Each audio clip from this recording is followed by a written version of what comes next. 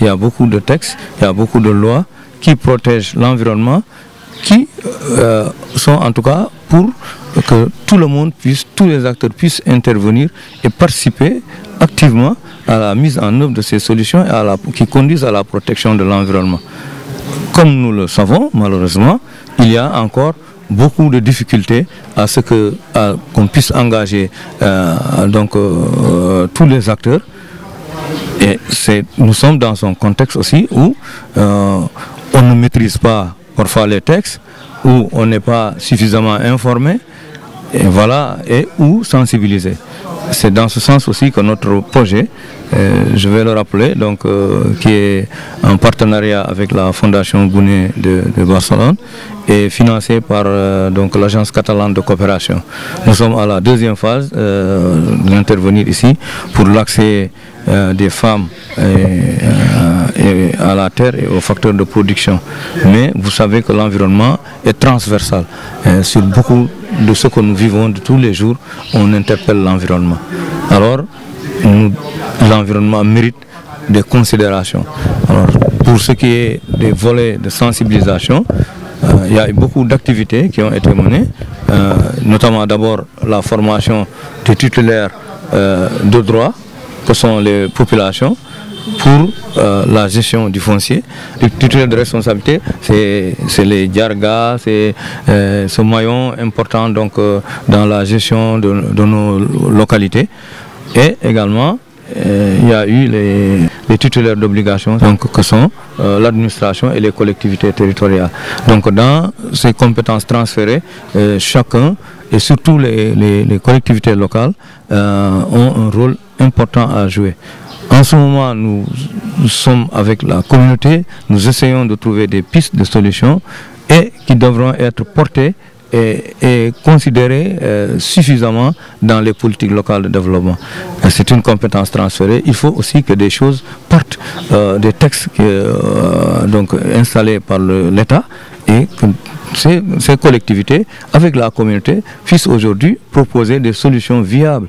Et les solutions viables ne seront pas des solutions qu'on peut inventer dans un coin de bureau, mais il faut des séances comme ça et de ce qu'on tire de ces rencontres pour nous amener aujourd'hui à vraiment prendre en charge à bras le corps chaque point, parce que chacun des points, aussi bien la déforestation qui englobe les feux de brousse, la coupe abusive de bois, la production de charbon, vous voyez, et tout ce qui s'ensuit, c'est chacun de ces éléments, il doit avoir des solutions spécifiques qui engagent tous les acteurs dans ce sens, parce que les textes sont clairs, ils sont là pour... Les textes protègent les populations.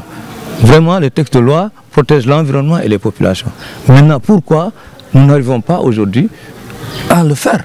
C'est là où on interpelle la mise en œuvre effective des politiques de développement qui ont trait à l'environnement par l'État. C'est Monica Soulet, je suis la directrice de Fondation Gouné Barcelone.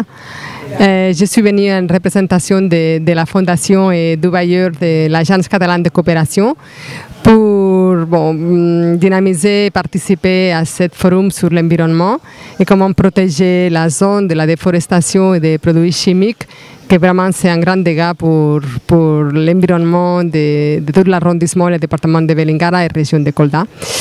Alors pour moi, le plus important, c'est l'engagement de toutes les personnes de la planète, non? On peut dire comme ça, parce qu'on ne peut pas décharger la responsabilité aux autorités. Et c'est bien qu'il y a les lois qu'il faut tenir, mais surtout, il faut faire des actions individuelles qui ont un grand impact.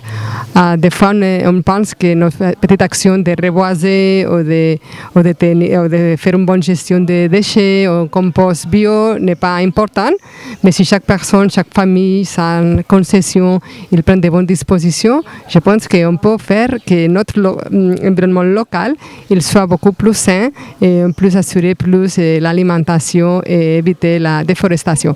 Je pense aussi qu'il faut faire des actions de compensation. Si on décide d'augmenter les périmètres pour augmenter l'alimentation, si on coupe les bois, on peut reboiser dans l'autre côté pour essayer de compenser cette décision alimentaire qu'on a fait, mais qu'on peut aussi respecter la nature avec les reboisements. Merci beaucoup.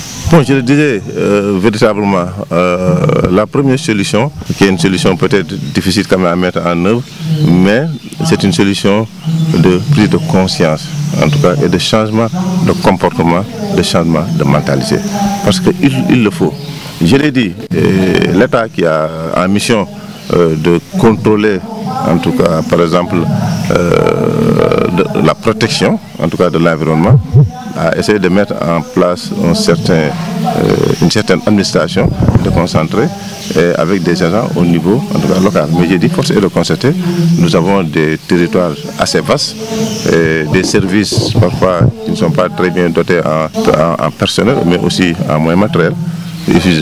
Maintenant, à eux seuls, quelle que soit leur volonté, quelle que soit leur compétence, ils ne pourront pas parvenir, en tout cas, à faire ce travail correctement s'il n'y a pas l'implication, s'il n'y a pas cette collaboration des populations. Donc j'en appelle à la collaboration de tout un chacun, des chefs de village, des jeunes, des organisations de producteurs, pour que chacun soit un gardien, chacun soit un acteur qui dit que, en tout cas, moi je vais me battre pour que ce fléau s'arrête. Si on le comprend ainsi, je crois que nous pouvons le réussir très facilement. Maintenant, il y a un autre aspect peut-être qui va relever du domaine de l'État. Les autorités beaucoup plus indiquées que moi vont réfléchir sur cette question, à savoir les pesticides, sur leur utilisation. Est-ce qu'il n'y a pas d'autres solutions de rechange? Donc ça, comme je l'ai dit, il y a des personnes, des scientifiques beaucoup plus avisés vont réfléchir en tout cas sur cette question.